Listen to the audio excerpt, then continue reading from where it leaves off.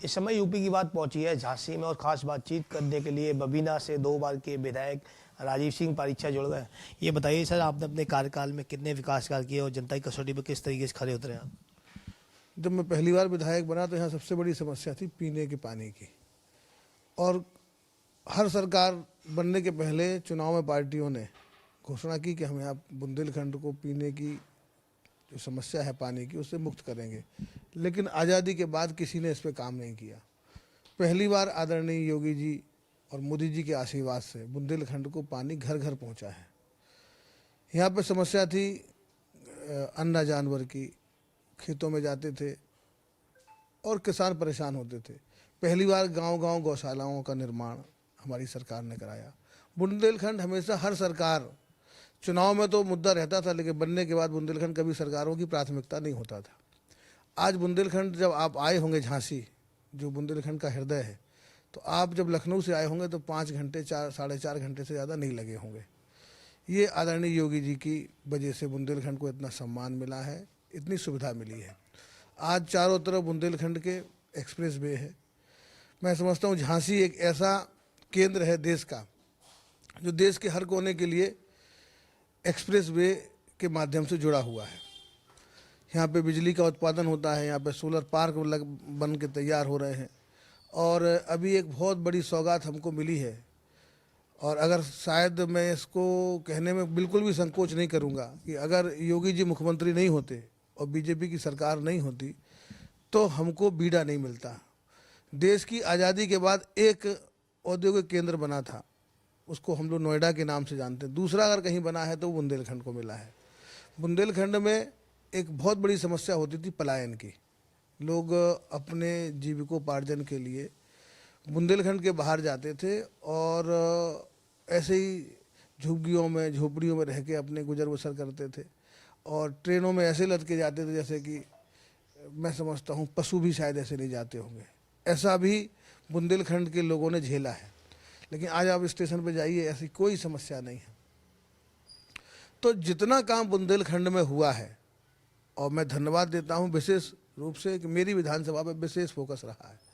बबीना आप जाएंगे तो आप महसूस ही नहीं करेंगे कि बबीना कोई ग्रामीण विधानसभा है। पूरी तरीके से बबीना का शहरीकरण हो गया, अच्छी अच्छी सड़कें हैं, गांव-गांव तक पानी की व्यवस्था हो रही है और लोग अपना रोजगार कर रहे हैं।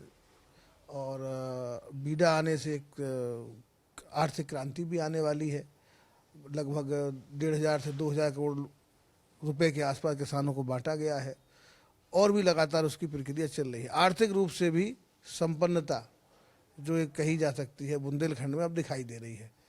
तो एक बेहतरीन बुंदेलखंड के लोगों के लिए समय है और अभी तो ये शुरुआत है। मोदी जी की प्राथमिकता में भी बुंदेलखंड है। जब 2 बार, अब आप कल्पना करेंगे कि देश की आज़ादी के बाद शायद ही कोई प्रधानमंत्री आया होगा, और मोदी जी 3-3, 4-4 बार होके चले गए यहाँ पे। और जब भी कोई कार्यक्रम होता है वो लगता है कि इसमें आना चाहिए, बुंदेलखंड आने का मौका प्रधानमंत्री जी कभी नहीं छोड़ते। तो ये प्राथमिकता पे है बुंदेलखंड। और प्रधानमंत्री जी जब आए थे तो उन्होंने कहा था कि बुंदेलखंड को मैं, जो आज सबसे पिछड़ा है, मैं इसको आने वाले समय में सबसे अग्रणी क्षेत्र बना के रहूँगा। और उसी रास्ते पे बुंदेलखंड आगे बढ़ रहा है। उसका लाभ झांसी को भी मिल रहा है, बाकी सभी क्षेत्रों को मिल रहा है, मेरी विधानसभा को भी मिल रहा है। योगी जी के 2 कार्यकाल हो गए हैं, तो आपने बबीना की तस्वीर कैसे बदली है और जब चुनाव लड़े थे तो क्या मुद्दे थे जनता के? उस समय तो सबसे बड़ा मुद्दा था गुंडागर्दी। बहन बेटियां, गरीब मजदूर, किसान, इनका सम्मान ही नहीं था। इनका दिन में कितनी बार अपमान हो जाए, ये सब उस समय और उस समय परिस्थिति के ऊपर निर्भर करता था कि आदमी घर से निकले, कब समाजवादी पार्टी गुंडे आ जाए, उनकी बेइज्जती कर जाए। बहन बेटी निकलने से संकोच करती थी। जिनको काम होता था बाहर, वो कहते थे 10-5 दिन का काम इकट्ठा कर लो, एक ही बार चलेंगे साथ में, भैया अपना काम करके आएंगे। वो दिन तो ऐसे दिन थे जैसा लगता था कि यहाँ पे इमरजेंसी लगी हुई है। इतना अत्याचार, ज़मीनों पे कब्जे, प्लॉटों पे कब्जे, बहन बेटियों के साथ में अत्याचार, दुराचार, बलात्कार, और गरीब लोगों का पैसा नहीं देना, उनसे काम करा लेना, उनको मारना, बंधुआ मजदूरों की तरह रखना, वो एक दुर्दिन थे, ख़ास तौर से मेरी विधानसभा के। एक तरीके से ऐसा लगता था जैसे कि हम लोग किसी ऐसी सत्ता के हाथ में है जिसको हमारी कोई फिक्र नहीं है, हमारी कोई चिंता नहीं है, और केवल उनको ऐशो आराम के लिए लोगों का शोषण करना। ऐसी सत्ता, ऐसे हाथ में बुंदेलखंड था। इस चीज़ को वो महसूस भी करते। जब वो चुनाव में जाते हैं तो जनता जवाब देती है कि भाई हम आपको वोट क्यों दें। लगातार 2014 से लगातार जनता उनको हरा रही है। 14 भी हराया, 17 भी हराया, 19 भी हराया, 22 भी हराया और 24 भी हराया।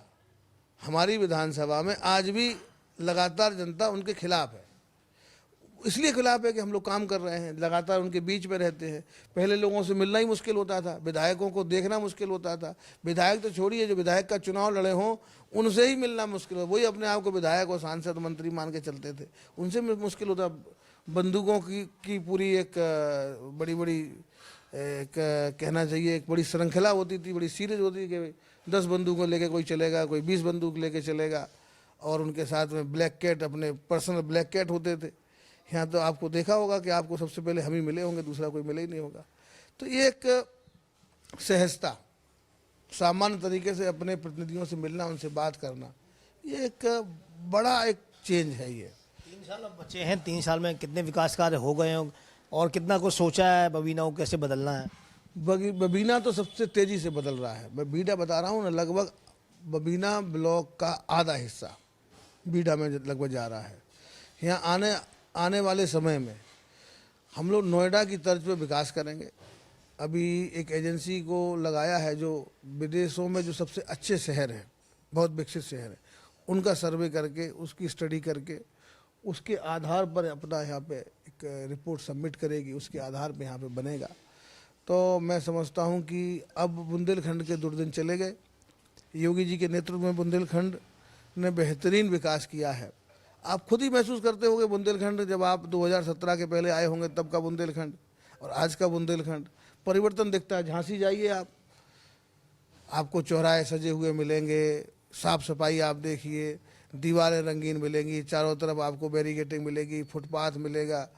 और ये तो एक सरकार ने सुविधा उपलब्ध कराई है, लेकिन लोगों के मन के अंदर का संतोष भी कि नहीं, हम सुखी है, हमको रोजगार करने में कोई दिक्कत नहीं हो रही, हमको व्यापार करने में कोई दिक्कत नहीं है, कोई भेदभाव नहीं है, कोई अपना पराया नहीं है, कोई भाई भतीजावाद नहीं है।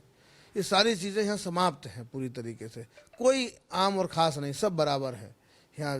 ना जनता और ना नेता, दोनों एक समान एक प्लेटफॉर्म पर रहते हैं।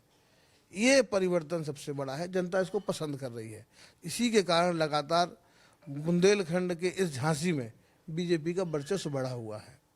जनता का वर्चस्व, जनता मानती है बीजेपी मतलब जनता, जनता मतलब बीजेपी, दोनों ही एक सिक्के के पहलू है। बीजेपी मानती है कि हम जनता के लिए है और जनता मानती है कि बीजेपी हमारे लिए है। ये विश्वास है पार्टी का। और बाकी दलों के साथ में जनता संतुष्ट नहीं रहती थी, सहमी हुई रहती थी, ये कब हमारे ऊपर वार कर दे, कब हमारे ऊपर पलट जाए, कब ये हमला कर दे। वोट तो हमसे ले लिया, लेकिन अब ये हमारी चिंता करेंगे कि नहीं करेंगे, रक्षा करेंगे कि नहीं करेंगे। बीजेपी के प्रति जनता में अटूट विश्वास बढ़ा है इन 10 सालों में। खास बातचीत करने के लिए झांसी की बबीना सीट से 2 बार के बीजेपी विधायक राजीव सिंह परीक्षा थे। बताया है कि यहाँ पर जो पेयजल की समस्या को प्राथमिकता से दूर किया गया और आने वाले समय में नोएडा की तर्ज पर बबीना को इंडस्ट्रियल पार्क के रियासत में विकसित किया जाएगा। यूपी की बात के लिए झांसी से सनत तिवारी।